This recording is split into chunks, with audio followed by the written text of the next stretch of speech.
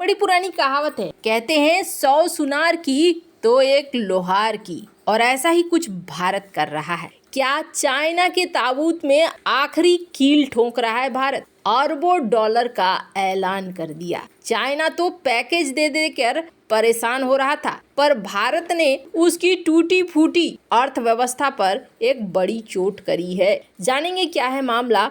तो वहीं दूसरी तरफ स्क्रीन पर कुछ तस्वीरें देख रहे हैं। यहाँ आपको कौन दिख रहे हैं? रूस और भारत के मिलिट्री के लोग दिख रहे हैं। आखिर ये कौन सी बैठक है और इस बैठक को बहुत महत्वपूर्ण क्यों माना जा रहा है? और सबसे बड़ी बात आपको बता दूं, जाते जाते ऐसा लग रहा है जैसे जो बाइडेन भारत के ऊपर कई सारे प्रतिबंधों की झोंक भी लगा जाना चाहते हैं। इसी क्रम में भारतीय को भी निशाना बनाया है। जियोपॉलिटिक्स में बहुत कुछ चल रहा है। हमेशा की तरह CIS न्यूज नेटवर्क के इस एपिसोड में जानने को मिलेगा बहुत कुछ। आइए जानते हैं इन खबरों को विस्तार से। स्क्रीन पे आप ये मिलिट्री ग्रुप्स की मीटिंग देख रहे हैं। आपको याद होगा अब से कुछ महीने पहले जब अमेरिका का चुनाव नहीं हुआ था और PM मोदी रूस जाने वाले थे, तो PM मोदी के आने से पहले ही रूस ने एक बड़ा ऐलान किया था। स्क्रीन पर आप आर्टिकल देख सकते हैं। इस ऐलान में ये कहा गया था कि रूस ने अप्रूव कर दिया है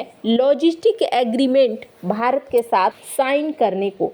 अब ये क्या था? तो इसके तहत ये प्रावधान रखा गया था कि अमेरिका ने जिस तरीके से लेमुआ, कामुकासा वगैरह बेका ऐसे एग्रीमेंट्स साइन किए हैं, तो रूस भी ऐसा ही कुछ एग्रीमेंट साइन करेगा, जिसके तहत रूस के बंदरगाहों का पोर्ट का इस्तेमाल भारत कर सकेगा। तो भारत के पोर्ट का इस्तेमाल मिलिट्री रूस की कर सकेगी, और ये अपने आप में एक बहुत बड़ा कदम था। भारत ने ऐसा ही एग्रीमेंट अमेरिका के साथ किया है कि अमेरिका के पोर्ट्स का इस्तेमाल भारत कर सकता है सैन्य कारणों के लिए, जैसे कि अपग्रेड करना है, ईंधन लेना है, तो वैसे ही रूस भी कर सकता है। अब जरा इसका महत्व युद्ध के समय समझिए। कहाँ पर अमेरिका, कहाँ पर हिंद महासागर का क्षेत्र, अगर उसे ईंधन की जरूरत हुई और यहाँ पर अवेलेबल भारत का पोर्ट उसे ईंधन दे देता है, तो फिर युद्ध काल में कितनी बड़ी मदद मिलेगी। और ऐसा ही सीन रूस के साथ भी हो जाता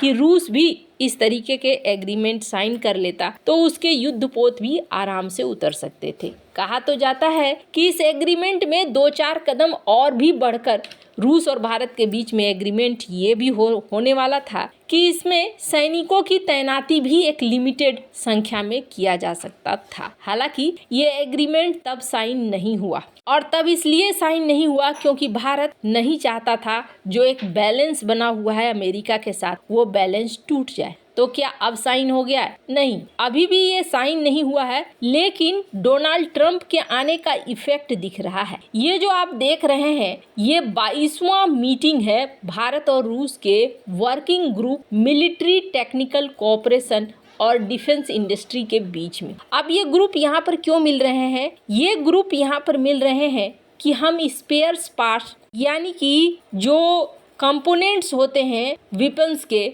उसको हम तेजी से कैसे बना सकते हैं, क्या क्या आपस में हम सहयोग कर सकते हैं। क्योंकि भारत के ज़्यादातर हथियार रूस के हैं और आज भी भारत और रूस के बीच में काफ़ी तालमेल है। तो ऐसे में हेलीकॉप्टर की बात करें या फिर सुखोई विमानों की बात करें, छोटे से लेकर बड़े कंपोनेंट, अब तो बहुत सारे कंपोनेंट भारत में बनने भी लगे हैं। इस चीज को लेकर चर्चा हो रही है कि किस तरीके से हम इसे तेज कर सकते हैं। पर आपको बता दूं, एक तरफ भारत और रूस के बीच में इस तरीके की चर्चा हो रही है, तो वहीं दूसरी तरफ अमेरिका अपने एक्शन में तैयार है। कि 20 नवंबर की खबर है, जिसमें संजय कौशिक, भारत का कोई शख्स है, इस शख्स के ऊपर भी रूस को मदद करने, एविएशन कंपोनेंट्स देने के आरोप लगाकर इनके ऊपर बैन लगाया गया है अमेरिका के द्वारा। तो जाते जाते अमेरिका में जो बाइडेन इस तरीके की चीजें कर रहे हैं, जिससे वो कोशिश कर रहे हैं कि भारत के ऊपर भी ज्यादा से ज्यादा दबाव बनाया जा सके। पर डोनाल्ड ट्रंप के आने के बाद चीजें आपको यहाँ पर बदलती हुई नजर आएंगी। यही माना जा रहा है। जहां एक तरफ ये सब कुछ चल रहा है, वहीं दूसरी तरफ ऐसा लगता है जैसे चाइना की मुसीबत खत्म नहीं होने वाली है और चाइना जो सोचकर भारत के साथ आगे बढ़ रहा है उसका कोई खास फायदा नहीं होने वाला है। भारत अपनी रणनीति पर चल रहा है। चाइना की इकोनॉमी में इस वक्त मैन्युफैक्चरिंग सेक्टर का बहुत बुरा हाल है और चाइना चाह रहा है बड़े बड़े पैकेज देकर कि उसका मैन्युफैक्चरिंग सेक्टर एक बार फिर से शुरू हो जाए। अपने पूरे साइकिल को शुरू करने के लिए उसके लिए बहुत ज़रूरी है कि वो मैन्युफैक्चरिंग साइकिल को अधूरा ना रखे, उसे फिर से शुरू करे जो बंद हो चुकी है डिफ्लेशन के कारण। और इसके लिए इन्होंने ये भी कहा कि हम अपने फैक्ट्रियों को पैसे देंगे और चाहेंगे कि फैक्ट्रियां हमारी फिर से चालू हो जाएं। बहुत सारी फैक्ट्रियां इनकी बंद हो रही हैं और इनके पास ऑर्डर की लगातार कमी भी हो रही है। दुनिया के साथ कंपटीशन भी बढ़ रहा है। पहले भी ये चीज़ देखने को मिली है कि अमेरिका हो, यूरोपीय यूनियन हो, इन्होंने धीरे धीरे इसके ऊपर प्रतिबंध लगा कर और भी ज़्यादा मुश्किलों को बढ़ाना शुरू कर दिया है। एक समय मैन्युफैक्चरिंग का हब कहा जाता था चाइना, लेकिन अब इनकी दिक्कत ये आ गई है कि ये पैकेज डालकर कोशिश भी कर रहे हैं बड़ा करने का, तो फायदा नहीं हो रहा है। चाइना लगातार कुछ न कुछ कोशिशें करता रह रहा है। जैसे कि स्क्रीन पर आप देख सकते हैं, चाइना ने नई गाइडलाइन लाई है मैन्युफैक्चरिंग के लिए कि हम आपको बहुत सारी रेशियो में पैसे भी देंगे ताकि आपका प्रोजेक्ट चलता रहे, इंसेंटिव भी देंगे। भारत की देखा देखी अब ये भी उस दिशा में काम कर रहे हैं, लेकिन भारत ने अब एक बार और बहुत तगड़ा कदम उठाया है और ये तगड़ा कदम जिसे कह सकते हैं चाइना के रीढ़ की हड्डी को तोड़ना। दरअसल दुनिया इस बात को बहुत अच्छे से जानती है। अगर आपसे भी पूछा जाए कि मोबाइल प्रोडक्शन करने में दुनिया में सबसे ज़्यादा आगे चलने वाला देश कौन है, तो सीधे नाम आएगा चाइना। चाइना बढ़ चढ़ कर मैन्युफैक्चरिंग करता है और सिर्फ मोबाइल ही नहीं, बहुत सारी चीज़ों का,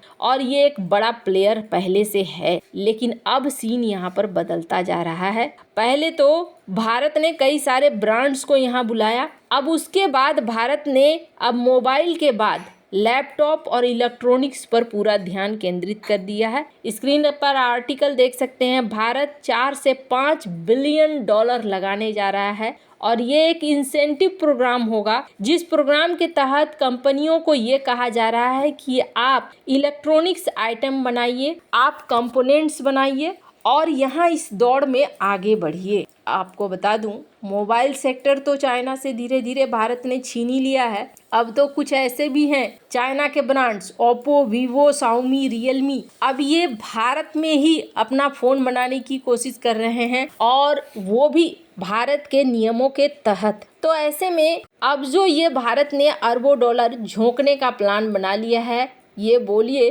तो मैन्युफैक्चरिंग सेक्टर में चाइना को सबसे बड़ा झटका देने की सबसे बड़ी तैयारी है। वैसे आपको क्या लगता है, इन सब मामले में आपकी क्या राय है, कमेंट कर जरूर बताएं। जल्द मिलते हैं अगले वीडियो में नई खबर के साथ।